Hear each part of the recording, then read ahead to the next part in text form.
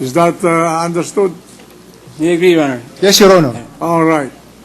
And the witness is instructed to come back tomorrow at 2 o'clock in the afternoon during the resumption of this impeachment trial to continue his cross-examination. He's being cross-examined. Your Honor, depending on the agreement tomorrow morning, Your Honor, we may have to manifest. You make your manifestation tomorrow, not now. All right, Your Honor. But since you mentioned that the cross-examination will be started, Your Honor, I'm just saying that we may have to propound additional questions, depending on the agreement that we will achieve in the morning tomorrow. Then we will decide that tomorrow. Thank you, Your Honor. Okay. Majority Floor Leader. Yes, Mr. President. With that, I ask the Sergeant at Arms to make an announcement. The Sergeant at Arms will now make an announcement. Please all rise. All persons are commanded to remain in their places until the Senate President and the Senators have left the session hall. I move that we adjourn until 2 o'clock in the afternoon of Wednesday, March 21, 2012. Is there any objection? There being none, the trial is hereby adjourned until 2 o'clock in the afternoon of Wednesday, March 21st, 2012. Nag-adjourn na po ang paglilitis para sa araw na ito. Huling naipresenta na witness ng depensa.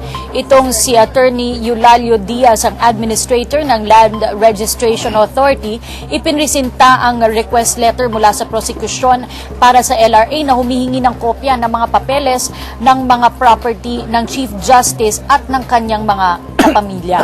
Mukhang malinaw doon, Kathy, na sa dulo nitong impeachment trial sa araw na ito, mukhang the senator judges took on a different hat. Mukhang they took on the hat of an oversight committee dito sa mga kaganapan sa ating panggobyerno, at yung katanungan nila had more to do with the function of the LRA and not so much on the merits of the case.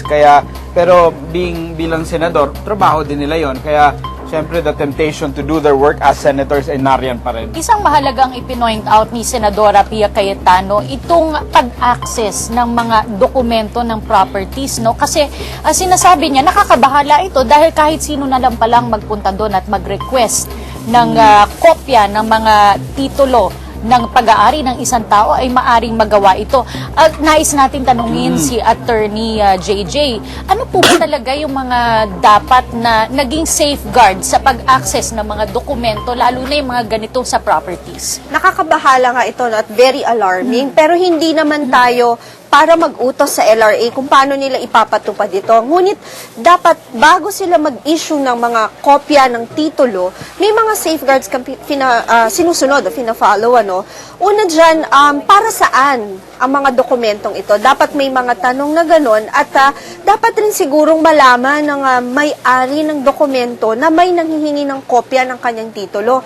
Tandaan natin, lumalabas kasi ngayon sa sagot ng witness, ito'y nakakabahala, lumalabas sa kanyang mga sagot na kapag tayo'y nanghingi sa kanya ng titulo o kopya ng titulo ng kung sino mang tao, bibigyan na lang tayo basta-basta nang hindi natin alam ano yung mga requirements na dapat mong sundin bago ka mabigyan ng kopya nito. Pero ang relevance nito, Attorney JJ, Kathy, doon sa kaso ng depensa, ay medyo hindi ganun kalinaw. Kaya yung prosecution, we're in fact admitting and stipulating to some of the facts dahil sa tingin nila hindi ganun ka-relevant. Bakit pinayagan pa rin ng presiding officer? Despite the fact na nag-stipulate nga at mukhang sinabi nga nung prosecution, well, settled na itong due process. Tinanggap na ito ng korte.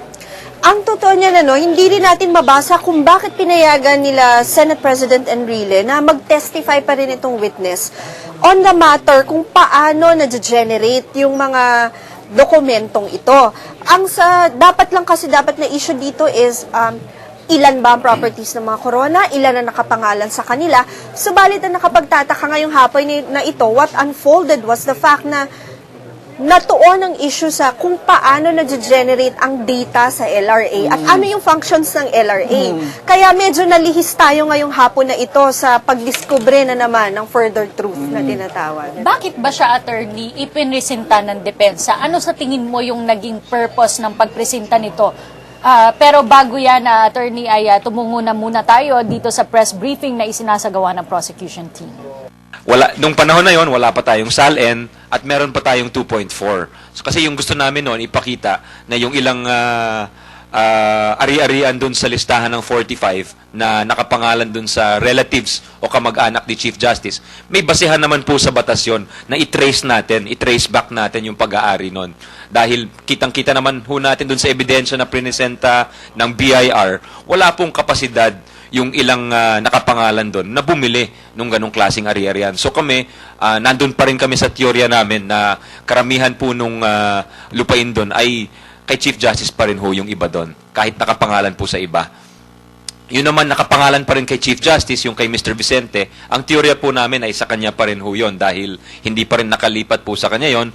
At sa batas, ang tingin po ng batas ay yung pagre-rehistro noon sa pangalan nila ay notice to the whole world. Ang tawag sa batas doon, notice to the whole world. Pinapaalam po sa buong mundo na ang may-ari ay si Chief Justice Corona. Yung sinasabi nilang deed of sale, na questionable po yung notarization between Chief Justice Corona and Mr. Demetrio Vicente, ay valid between the two of them. But as to third parties, as to the whole world, ang recognized owner po ay still si Chief Justice Corona po. So, any questions po sa amin? Thank you. Si Manong, sa likod, nagtaas ng kamay. Yung nag-ayos ng camera. Hindi, wala bang tanong, Manong? Kala ko nagtaas ka eh. Sir, but di in-argue kanina na your accusation naman is not about the number, but if these properties are disclosed at the proper time in the SALN, but walang nag-argue ng ganun for the prosecution? We need to hire another counsel, no, from Manila Times.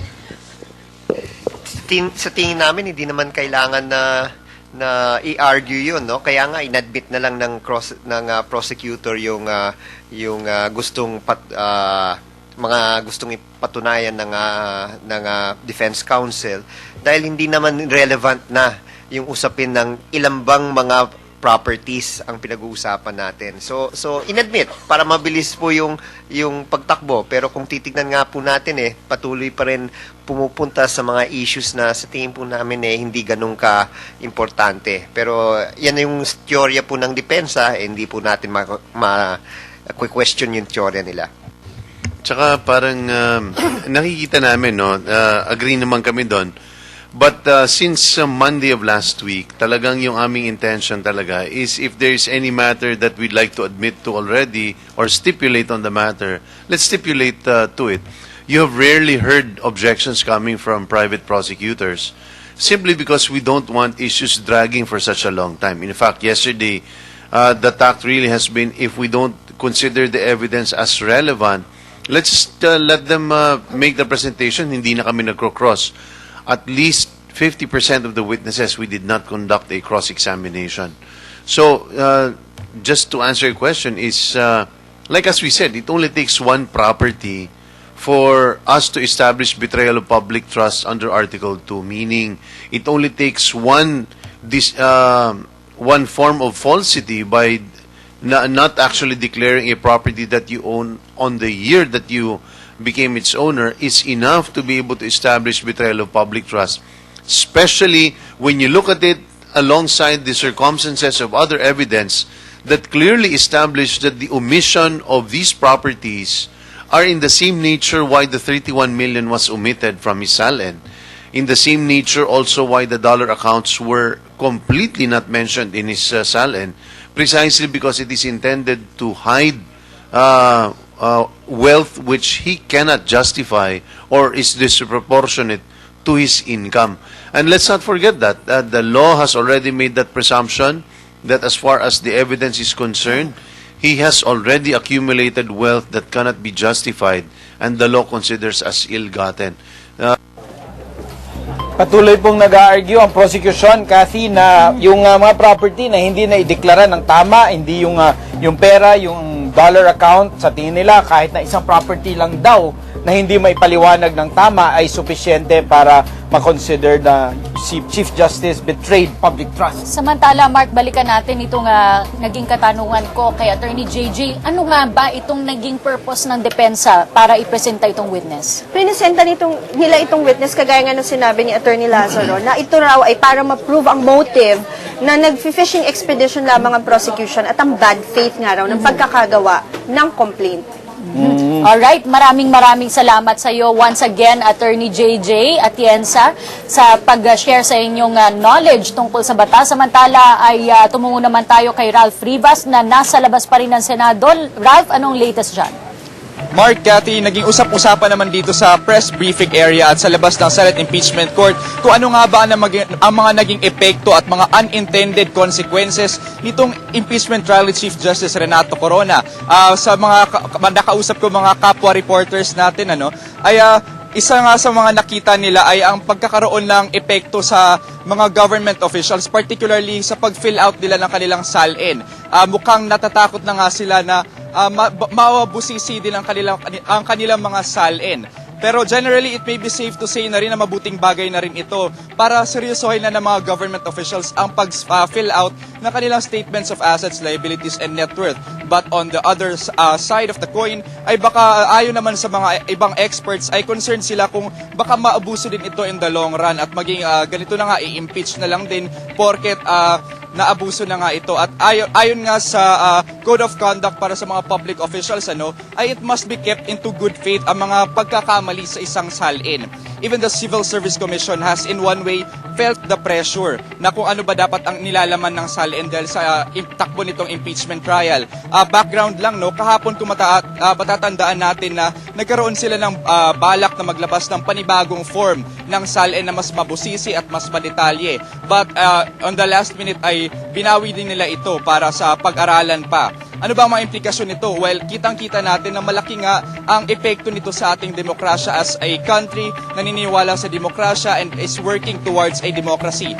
Kung natatagalan tayo, kung nababagalan tayo, well, siguro kailangan na nating tiisin nito one way, dahil parte ito sa paghihibla or paghihimay ng ating kasaysayan. At yan muna ang pinakahuling detalye mula dito sa labas ng Senado. Cathy, marahil merong ibang nag-iisip na wala ho talagang ebidensya ang prosekusyon nung sila'y nagsimula. Pero kung ano po yung totoong naging storya bago po ito na-file ang impeachment complaint, ay wala na po tayo doon. Tinanggap ito ng Senate sitting as an impeachment court at nagtuloy po itong kaso. At itong mga facts na nalahad, sa tingin natin, ito ang pagdidesisyonan nila. Kaya nga, Mark, nakarating na tayo sa Day 32.